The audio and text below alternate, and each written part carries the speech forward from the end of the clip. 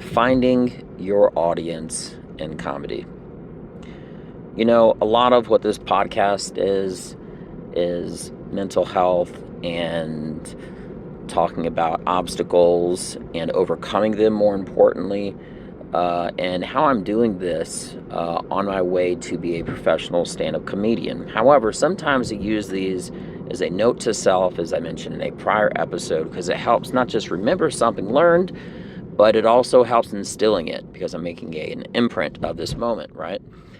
So recently, I learned an extremely important lesson. I'm sharing it, which is this: finding your audience in stand-up comedy. You know, when I test material, I had recently learned, out of all the years doing this, the best way to do that, which is testing my material, okay, on an audience or an individual that I know already likes and has my sense of humor. And the reason why is because the people that have my sense of humor should be my entire audience. So if I specifically try out material on someone that is not random, that I know has my sense of humor, I know that that will work for my entire crowd generally. Now, I want to do this for more than one individual. However, if I say to someone random that might not have my sense of humor and it makes them laugh, anybody else outside of my target audience, okay, is a bonus. But I need to start with my base. And it's been such a huge improvement in my comedy writing and my testing and application, because it really is a science. It's a scientific method.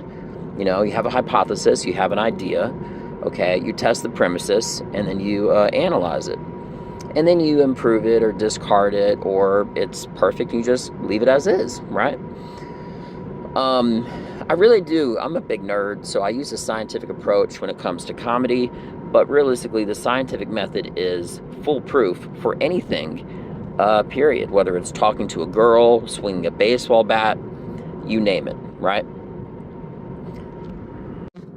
Now, there's another way of doing this too, and it could be targeting an individual or individuals, okay, that have my background, so that we already start off by having a similarity and it's something that's pretty deep. So, for example, my perfect ideal audience would be police officers and military. I love cops. I love what they do. First responders are great as well. But as an Army veteran, I really do believe in that one team, one fight principle. You know, because it's because of police officers that you guys can go to bed at night